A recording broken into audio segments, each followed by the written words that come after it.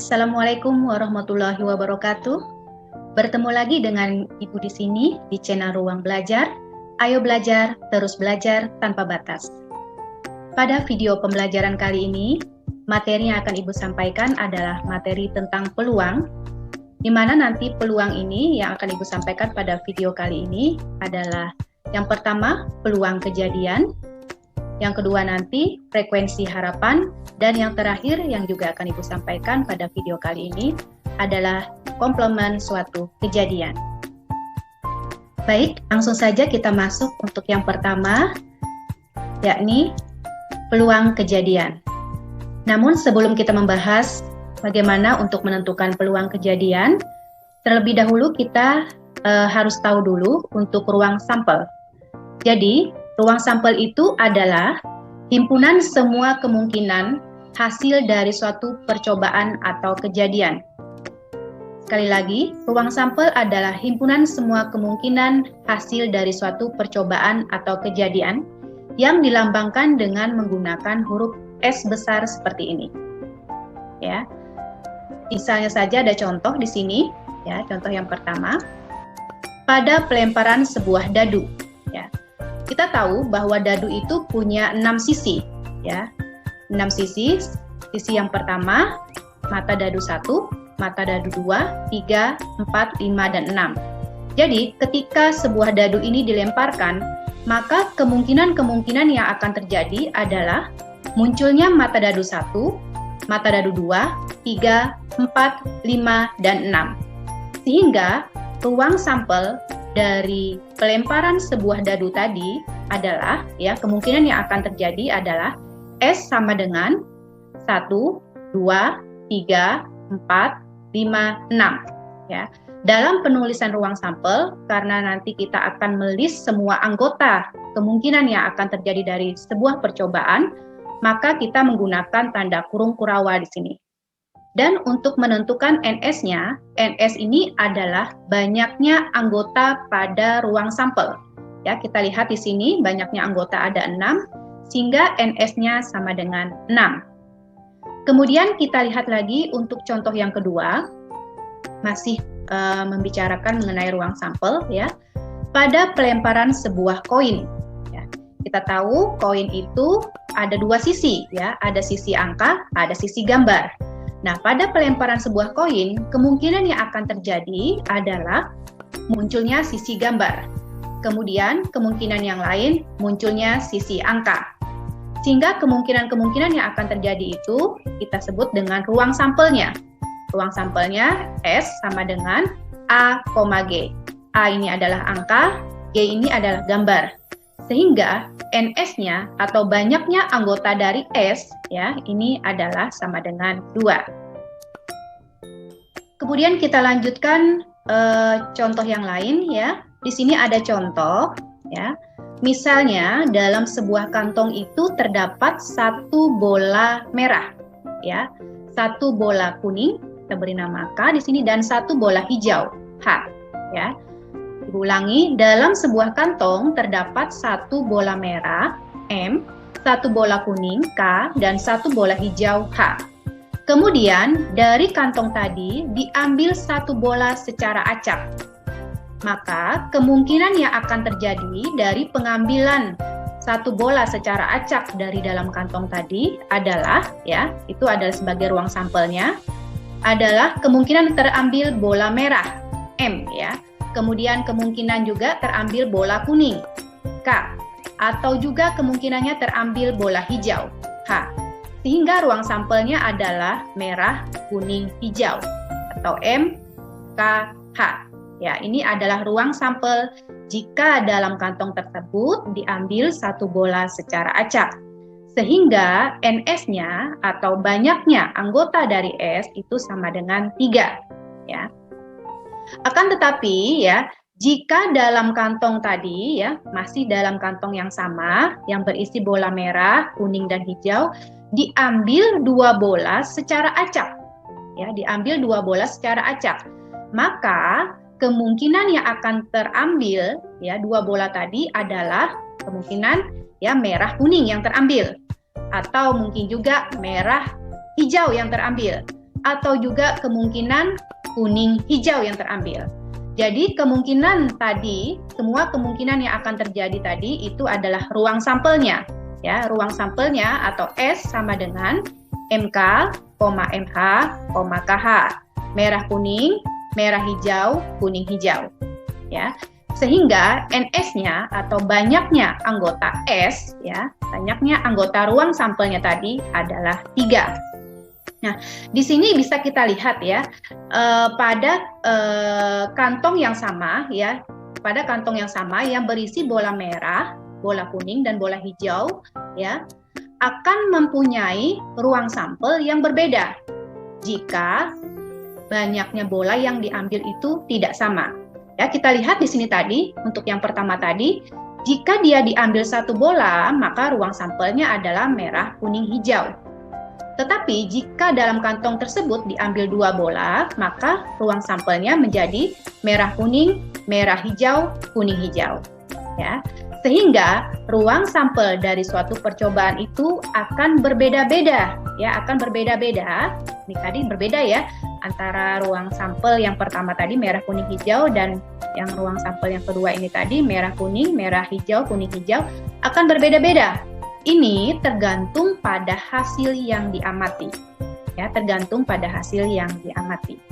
Baik, berikutnya kita masuk ke peluang kejadiannya itu sendiri ya.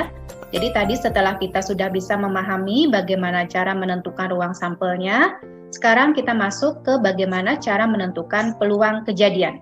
Ya. Jadi peluang kejadian itu dirumuskan ya, untuk peluang kejadian A, ya, rumusnya sama dengan NA per NS. NA ini adalah banyaknya anggota pada kejadian A, kemudian NS adalah banyaknya anggota pada ruang sampelnya. Nah, untuk peluang ini nilainya ya, kisaran nilainya itu berada di sini ya. Untuk kisaran nilai peluang, kisarannya dia berada di 0 kurang dari sama dengan PA kurang dari sama dengan 1. Atau nilainya itu adalah lebih besar atau sama dengan 0, ya, lebih dari sama dengan 0, atau kurang dari sama dengan 1. Nanti kalau seandainya kita jumpai nilai peluang itu adalah 0, itu berarti bahwa kejadiannya itu adalah mustahil terjadi. Kemudian nanti juga bisa kita temui ya untuk nilai peluangnya itu sama dengan 1, ya, itu berarti bahwa kejadiannya itu pasti terjadi. Ya. Kemudian kita langsung ke contoh yang pertama, ya. Contoh yang pertama kita lihat di sini, percobaan melambungkan sekeping uang logam 1 kali. Berapakah peluang munculnya angka? Ya. Jadi di awal tadi kita sudah mencoba menentukan ruang sampel untuk uang logam atau koin. Ruang sampelnya atau kemungkinan yang akan terjadi pada pelemparan sekeping uang logam tadi adalah S-nya sama dengan munculnya angka atau munculnya gambar, ya, A, G. Sehingga NS-nya atau banyaknya dari ruang sampelnya ini tadi adalah sama dengan 2. Kemudian di sini ditanyakan berapa peluang munculnya angka. Kita misalkan saja untuk peluang munculnya angka ini kejadian A, ya. Sehingga A-nya di sini kita tulis, ya. A itu adalah munculnya angka, di mana banyaknya anggota dari munculnya angka ini adalah sama dengan 1, ya. Kemudian untuk menentukan peluang munculnya angka, ya, kita masukkan ke dalam rumusnya seperti rumusnya ini tadi ya. PA itu sama dengan NA per NS. Jadi NA-nya itu adalah sama dengan 1 ya di sini, kemudian NS-nya tadi adalah sama dengan 2. Sehingga peluang munculnya angka pada kejadian pelemparan sekeping uang logam sebanyak 1 kali adalah 1/2. Baik, berikutnya kita masuk ke contoh yang kedua, ya. Kita lihat di sini untuk contoh yang kedua. Pada percobaan melemparkan sebuah dadu bersisi 6, berapakah peluang munculnya mata dadu lebih dari 4? Ya, kita diminta untuk menentukan peluang munculnya mata dadu lebih dari 4. Ya. Nah, untuk menjawabnya, terlebih dahulu kita tentukan dulu ruang sampelnya atau kemungkinan yang akan terjadi pada pelemparan sebuah dadu tadi. Jadi kemungkinan yang akan terjadi atau ruang sampelnya adalah munculnya mata dadu 1, munculnya mata dadu 2, 3, 4, 5, dan 6. Ya. Sehingga NS-nya atau banyaknya anggota dari ruang sampelnya atau banyaknya anggota dari S sama dengan 6. Nah, kemudian berikutnya kita misalkan untuk munculnya mata dadu lebih dari 4 ini sebagai B. Ya, kita misalkan B itu adalah munculnya mata dadu lebih dari 4. Bolehkah kita memisahkan dengan yang lainnya? Boleh, boleh saja ya. Misalnya kita mau memisalkannya dengan A atau mau misalkannya dengan X atau dengan yang lainnya boleh saja ya. Cuman di sini Ibu misalkan untuk munculnya mata dadu lebih dari 4 itu adalah B di sini. Sehingga kita tulis di sini untuk B itu anggotanya adalah 5 dan 6. Jadi mata dadu yang lebih dari 4 itu adalah 5 dan 6. Kita tulis di sini 5,6 ya. Kemudian NB-nya atau banyaknya anggota dari B tadi adalah sama dengan 2 ya. Setelah itu baru kita menentukan peluang munculnya mata dadu yang lebih dari 4 tadi ya. Rumusnya ya sudah kalian ketahui ya. Untuk rumusnya di sini kita gunakan PB ya, peluang dari B sama dengan NB per NS. Ya, NB-nya tadi sudah kita dapatkan 2 ya. NS-nya juga sudah kita dapatkan 6 sehingga 2/6 kita sederhanakan menjadi 1/3. Jadi, peluang munculnya mata dadu lebih dari 4 adalah sama dengan 1/3. Baik, untuk contoh peluang kejadian, Ibu rasa cukup saja untuk 2 contoh ya. Berikutnya kita masuk ke frekuensi harapan ya, frekuensi harapan. Nah, untuk frekuensi harapan ini kita coba lihat dulu di sini ya.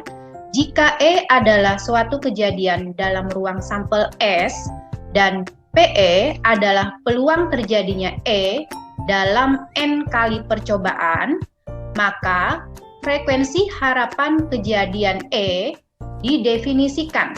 Ya, didefinisikan frekuensi kejadian E sama dengan PE dikalikan dengan N.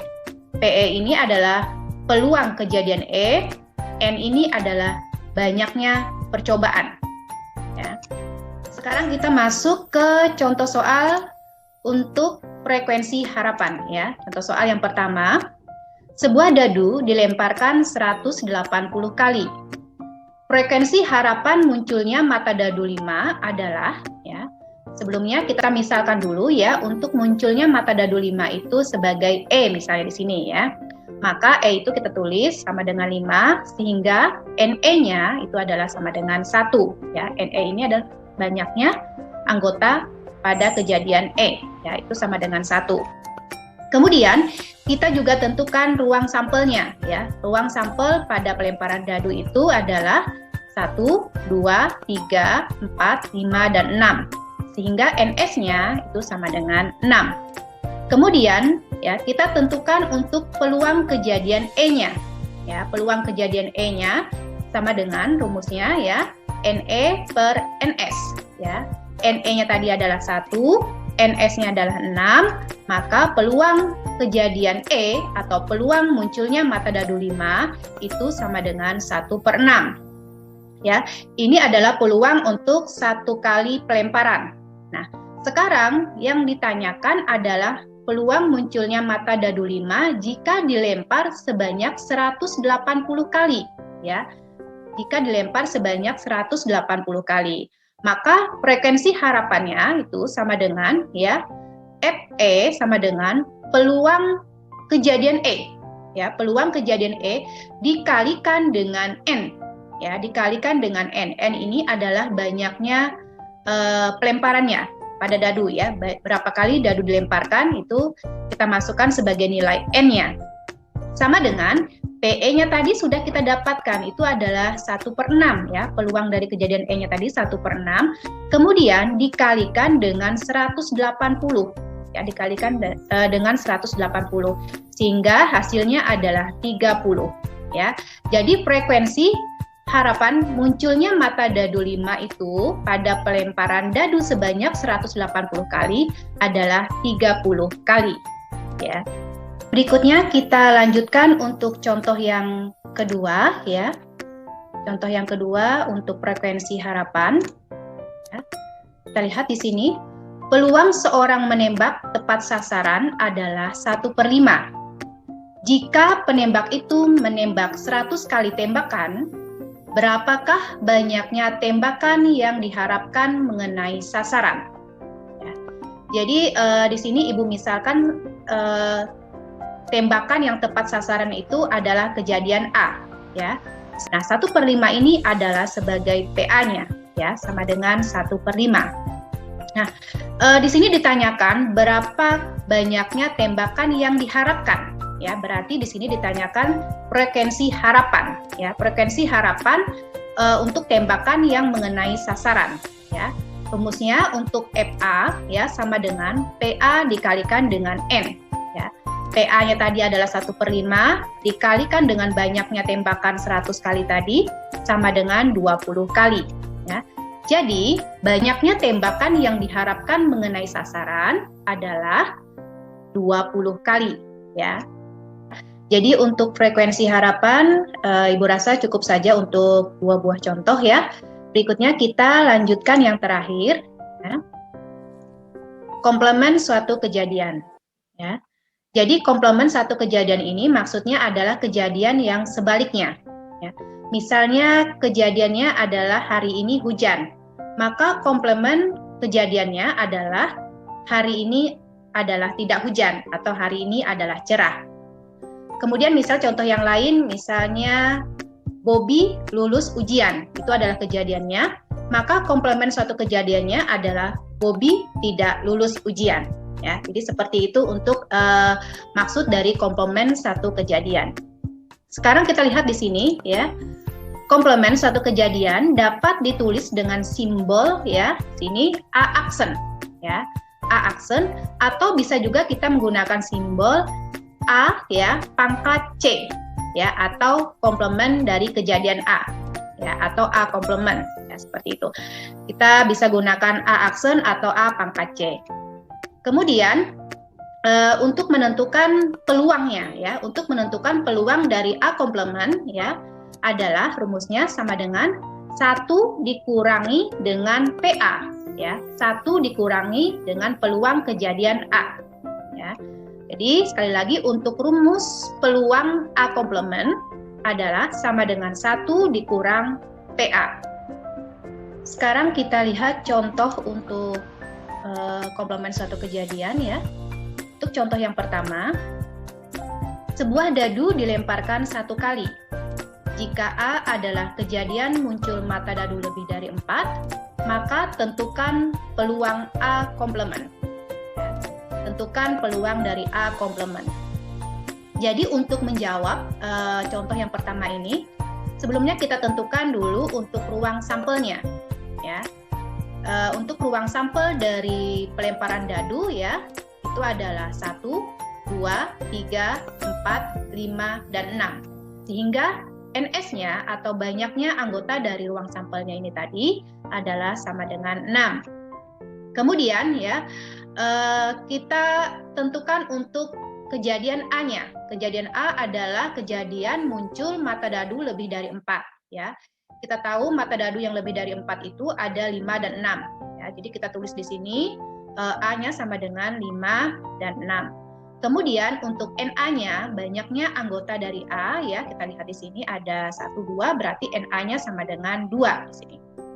Nah, berikutnya sebelum kita masuk untuk menentukan peluang dari A komplement, kita tentukan dulu untuk peluang kejadian A-nya atau PA-nya ya. Kita coba tentukan untuk PA-nya ya sama dengan rumus untuk PA itu ya NA per NS ya. NA-nya itu adalah di sini sudah kita dapatkan ya, NA-nya itu adalah 2. Kemudian per NS-nya, NS-nya juga sudah kita dapatkan itu adalah 6. Berarti peluang untuk kejadian A, NA per NS sama dengan 2/6, kita sederhanakan sama dengan 1/3. Ini baru ketemu untuk peluang kejadian A-nya. Yang ditanyakan di sini adalah peluang A komplement. Berarti kita masuk ke rumus untuk menentukan komplement satu kejadian ya. Jadi peluang dari A komplement sama dengan rumusnya adalah 1 dikurang PA Ya, rumusnya 1 dikurang PA. Kita tinggal masukkan nilainya ya, 1 dikurang PA-nya tadi sudah kita dapatkan, hasilnya adalah 1/3. Kemudian 1 dikurang 1/3 sama dengan 2/3. Ya, jadi jawaban dari peluang dari A komplement tadi adalah 2/3. Selanjutnya kita masuk ke contoh yang kedua. Ya, kita lihat di sini contoh yang kedua. Jika peluang besok hari akan turun hujan adalah 0,45, berapa peluang cuaca akan cerah esok hari? Ya, ulangi untuk contohnya. Jika peluang besok hari akan turun hujan adalah 0,45, berapa peluang cuaca akan cerah esok hari? Ya, berarti karena di sini yang diketahui adalah peluang turun hujan, yang ditanyakan adalah peluang cuaca cerah, berarti yang ditanyakan ini adalah komplement dari kejadian turun hujan, ya. Nah, sekarang untuk menjawab ya contoh yang kedua ini tadi ya, kita misalkan saja untuk kejadian turun hujan itu adalah kejadian H, ya. Sehingga pada soal ini dikatakan bahwa peluang turun hujan itu adalah 0,45, maka 0,45 ini adalah sebagai pH-nya atau peluang turun hujan, sama dengan 0,45. Nah, yang ditanyakan di sini adalah komplemennya atau peluang cuaca akan cerah, ya. Maka untuk menentukan peluang dari H komplemennya, ya, peluang dari cuaca akan cerah itu sama dengan 1 dikurang peluang hujan, ya. 1 dikurangi dengan peluang kejadian H, ya, sama dengan 1 dikurang peluang untuk kejadian H tadi sudah disebutkan dalam soal 0,45, sehingga 1 dikurang 0,45 sama dengan 0,55. Jadi, peluang cuaca akan cerah esok hari itu adalah 0,55. Baik, mungkin sampai di sini saja dulu untuk materi peluang pada video pembelajaran kali ini. Untuk contoh-contoh soal yang lain, insya Allah akan Ibu berikan pada video selanjutnya. Ibu akhiri, wassalamualaikum warahmatullahi wabarakatuh.